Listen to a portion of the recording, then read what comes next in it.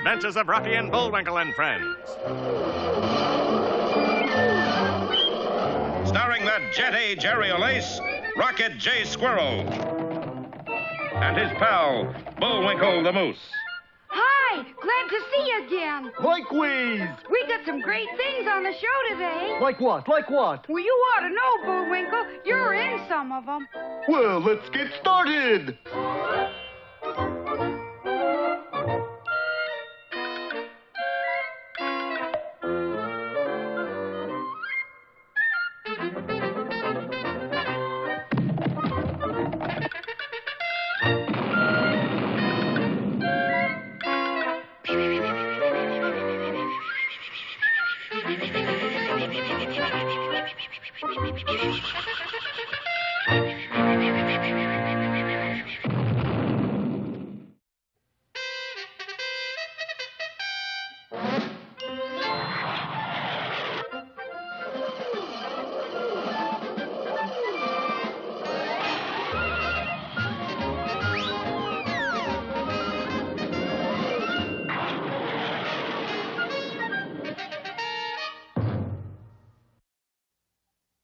Last time, you remember, Bullwinkle Moose outsmarted us all by finding a way to get into the treasure chest of Monte.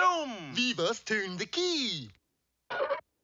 Hokey smoke, it's just an old car. Just an old car indeed. This here is a genuine 1903 Apperson Jackrabbit. How do you know? It said so in the last episode. Our heroes decided to donate the car to the Frostbite Falls Museum and drove it away. But when Boris and Natasha spotted the license plate... It says 14K, darling. Do you think... I don't have to think, Natasha. I know. This is a 14-karat solid gold automobile. Let's face it, Boris. These Americans really know how to live. Come on, Natasha. Let's take the shortcut. We're about to go into the used car business. On purpose? And so a little later, as our boys rounded a turn, a strange sight met their eye. Madman Morris, the laughing Latvian, used car. Well, we might as well stop. How come? Madman Morris has put up a roadblock. It was true. An enormous tree trunk lay right across their path. Well, ho, ho, ho. Howdy, friends and neighbors. That must be Madman Morris himself. Are you the laughing Latvian? You were expecting the angry Afghan? Can we get by here? Certainly. The best buy in these parts, a late model Oscillate. An Oscil 8? And I can make you an unbelievable offer on this junk pile you're driving. Yeah, but we're not... $26 and that's top money. Take it or leave it. Without Defender, $25. You were right. It's unbelievable. Sounds pretty good, Rock. Bullwinkle, we were going to give this car to the museum. But $26. That's antihistamine money, you know. Antihistamine money? It's not to be sneezed at. Yeah, but we promised... You get it, Rock? Not to be sneezed at. Bullwinkle. Little medical-type joke I threw in there. You get it? I got it. Thousands won't. You said it. Well, is it a deal? How much is the Oscil 8? Never you mind about the price. I don't want you to clutter your little furry head with a lot of numbers. That's kind. Just sign here, easy payments for next 20 years. What's it say way down here? Don't read the fine print. You want to ruin those beautiful blue eyes? They are kind of limpid pools, aren't they? Is the car in good condition, Mr. Morris? Of course, only one owner, a little old lady in Pennsylvania. Hey, isn't that Pasadena? Far from it, darling. And she only used it on Sundays, didn't you, Granny? That's right, darling. Va-va-voom. You're the little old lady who drove this car? Actually, I didn't drive it, darling. I used to sit in it and listen to the radio. Voom, voom. The radio? AM? AM and PM. Oh, I love that Merton Marge. Easy, Granny. You're dating yourself. Voom, darling. So how's about it? Well, I don't know.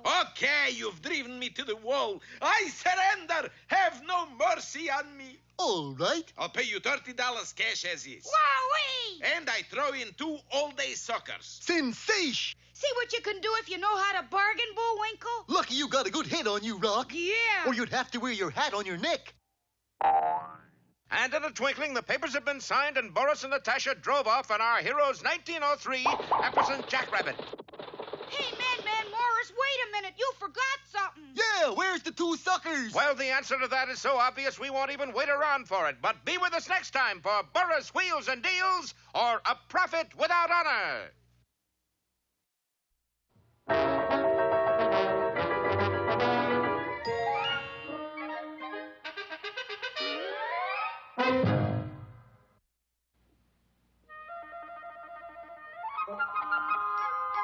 I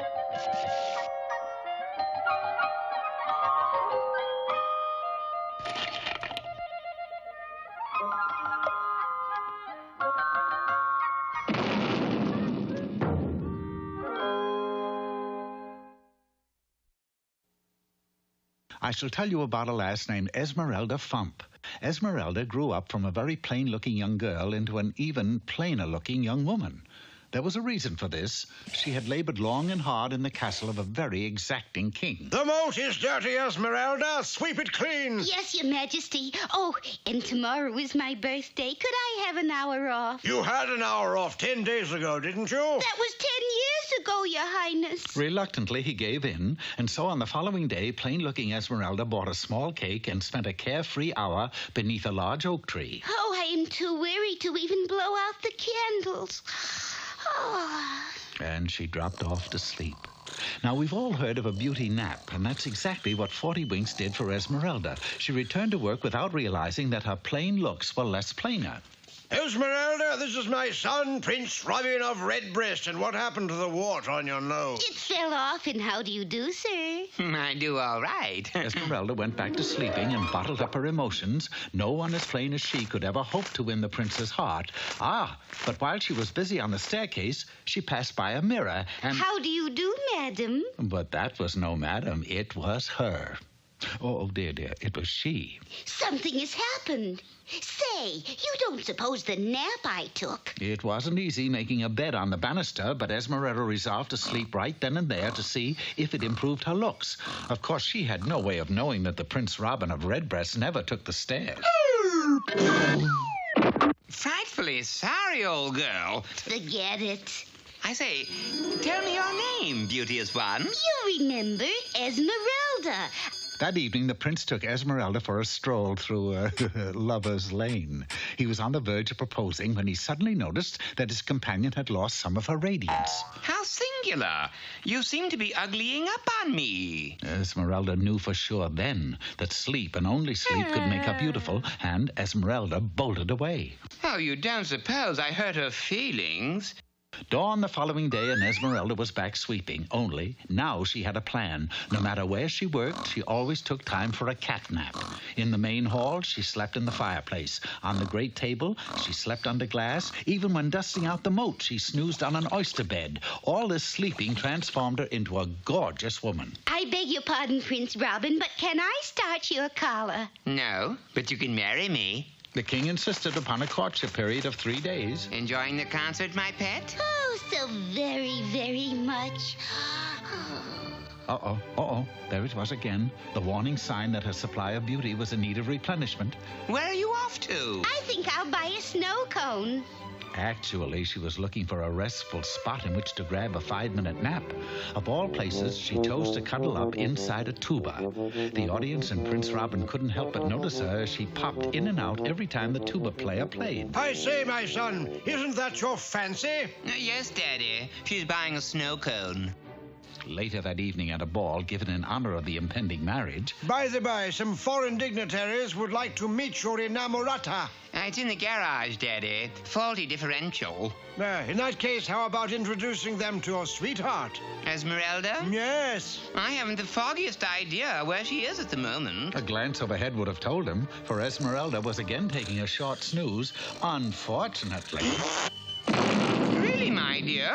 I think you owe me an explanation. And tearfully she explained how, without sleep, she reverted to her normal, unlovely self. I don't believe you. Well, to prove it, Esmeralda and Prince Robin sat there on the floor until 5 in the morning, and with each passing hour, her face grew plainer and plainer. There, you see, my beauty is only sleep deep. Double chins up, old girl. I can fix it. Reaching out, he yanked on a bell cord that wasn't there, and out of nowhere appeared the court magician. You rang Prince Robin of Redbreast? Oh, yes, Freddy. Essie here can't seem to stay up late without uglying up. Claims she must have a beauty rest. Shall I put her to sleep? Just the opposite. Change her into a night owl. It was a royal command and had to be obeyed. Why the tears, Your Highness? Remember, you're not losing a son, you're gaining a daughter. You mean I'm gaining an owl? Yes, the magician had changed Esmeralda into a night owl, in the strictest sense of the word.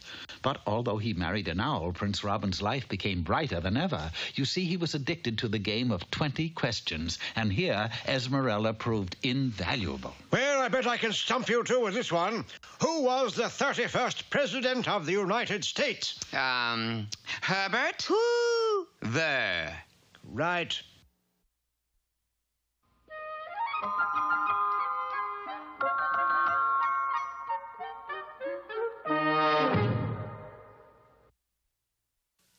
For those of you who want to soak up some extra knowledge, here's Mr. Know-It-All. Hello, Spongeheads.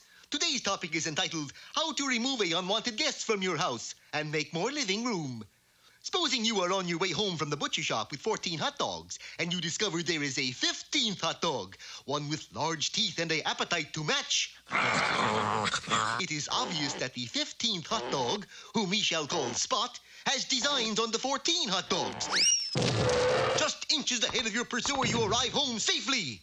Flushed with victory, you examine your 14 hot dogs, only to find that they are now inside Spot. Going to the front door, you flang it open wide and point in the general direction of Boys Town, indicating you wish him to leave. Finding yourself on the outside with the door bolted, you attempt to gain entrance by way of the chimney. En route, you make a sad discovery. Spot is now brewing himself a spot of tea in the fireplace. Fighting fire with fire, we ignite the couch. Soon the fire is completely out of control. The house goes up in smoke. But when the fire has gone out, you discover that Spot has not. 2 days later in your rebuilt home, you sit happily in your Morris chair, finally rid of your unwanted guest. But Mr. Know-It-All, how did you get rid of him? Who? Spot. Oh, quite simple. I used Spot Remover.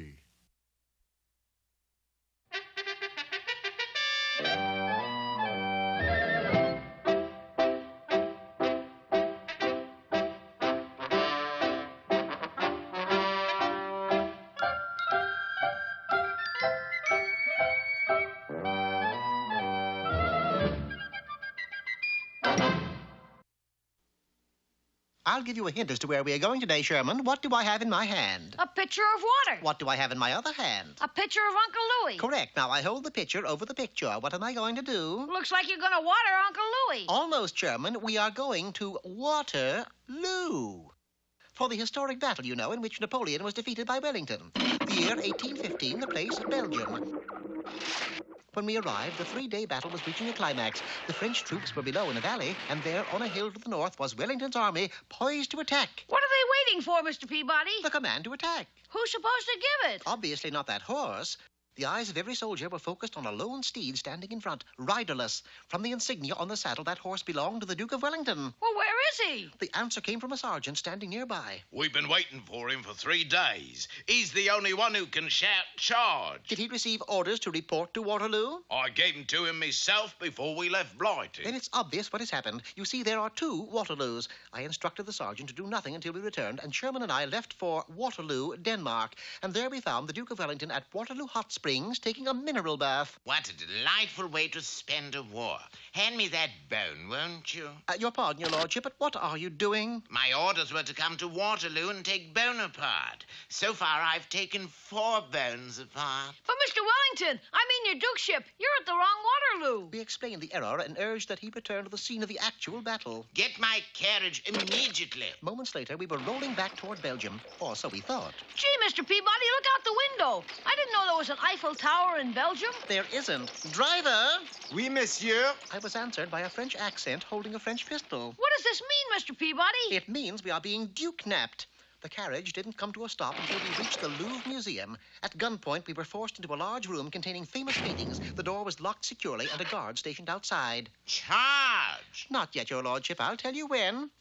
It was indeed a stroke of luck that we had been placed in that particular room, for the paintings on the wall gave me an idea. I rapped on the door, it opened, and the guard entered. Sacré bleu, they are guns! So he thought. In reality, we had taken positions in a large picture frame, Sherman and I posing as Whistler and his dog, and Wellington as Blue Boy. After them! The way was clear, and we quickly made our departure. Once out in the street, we stopped to catch our breath. And so did a squad of guards who had just turned the corner. Look, a man, a boy, and a bow wow. Quick, Sherman, pick up that stick, yell, fetch, and throw it. Sherman complied. Fetch, Mr. Peabody! I ran after the stick, picked it up, then I too yelled, fetch, and threw it. This time Wellington retrieved it, yelled, Fetch! and threw it. It was Sherman's turn, and in such a manner we fetched our way out of danger. Very fetching. On the outskirts of Paris, we looked for a conveyance that would enable us to get to our destination. The only thing we saw was a hay wagon. Shall we get aboard, Mr. Peabody? Yes, we'd best make hay while the sun shines. Sherman took the reins while the Duke and myself sought concealment in the hay. We were making good time until we reached the Belgian border, and there we were stopped by French sentries. It was a terrible time for the Duke to come down with an attack of hay fever. Spies! After them! Sherman urged our horses onward while the sentries set off in pursuit on sleek, speedy chargers. They're gaining on us, Mr. Peabody. We'll never outrun them. Then we must slow them down. How are you at pitching hay, your lordship? Well, it wasn't very good, but all that mattered was that we left a trail of hay behind us, and the aforementioned sleek, speedy chargers, unable to resist their favorite fodder, gorged themselves. This is no time to stop and eat. Giddy up! But an army travels on its stomach, and so do sleek, speedy chargers. 2 hours later, we were at the front, and Wellington was astride his mount. We made it. Now all he has to do is sound the charge. But it seemed the poor Duke was so unnerved by the recent events, he was speechless. If he won't speak, the army won't charge. Then he will speak. Your lordship, I have just received word that your house in England has new wall-to-wall carpeting. How do you want it fastened to the floor? With glue or with a tack? Attack! That was the word we were waiting for.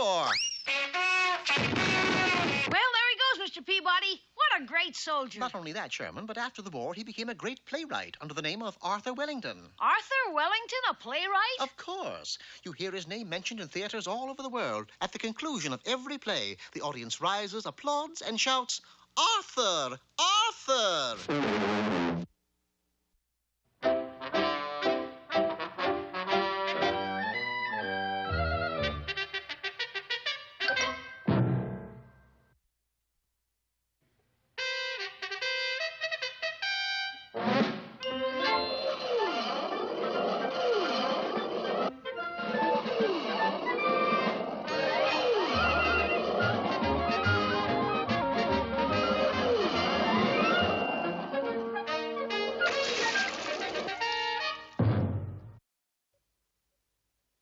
Well, in our last episode, Boris Badenov went into business as Madman Morris, a shady used car dealer. Of course, he only had one car on the lot, and that was made of cardboard. When I say low overhead, folks, I mean low overhead. In minutes, Boris had flim-flammed our heroes into buying a paper convertible and selling him their Epperson Jackrabbit.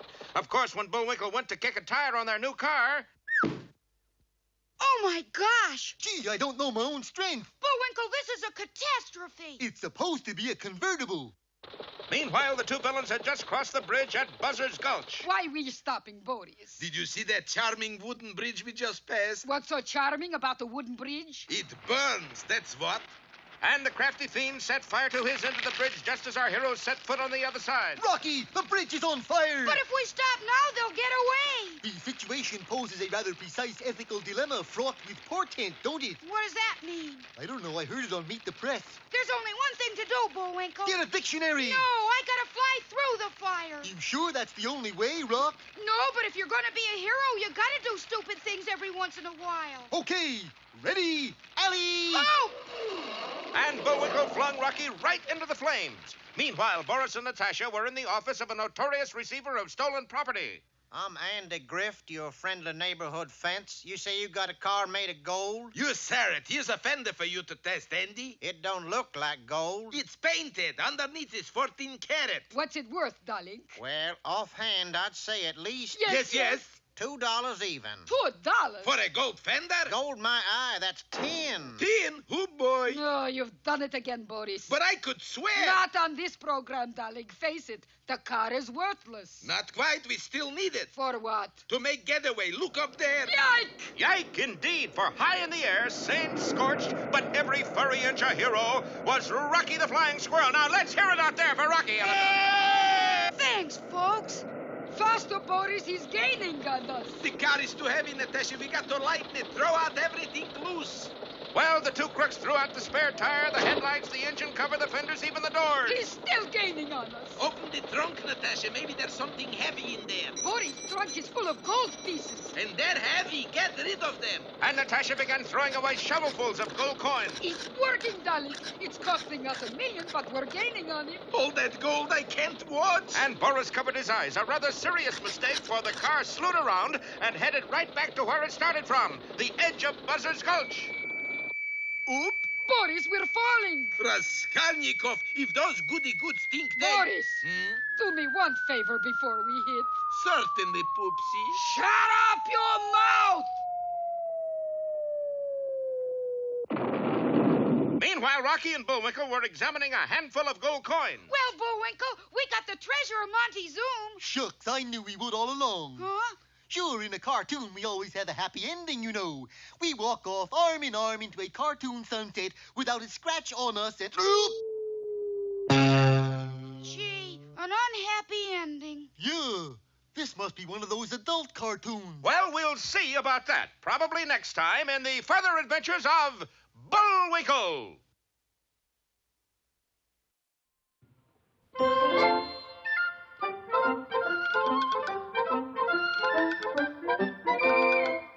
Well, I guess that about wraps up another Rocky show. Certainly hope you enjoyed it. I did. I always say... Bullwinkle, time for us to go. Already? Okay, but first, here are some of the people who made this show impossible.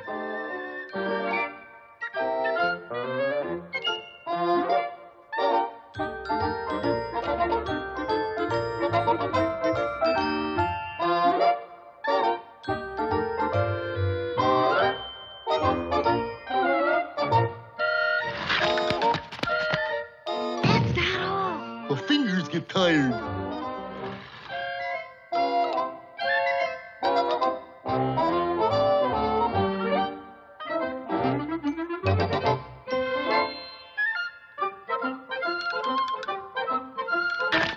Oop!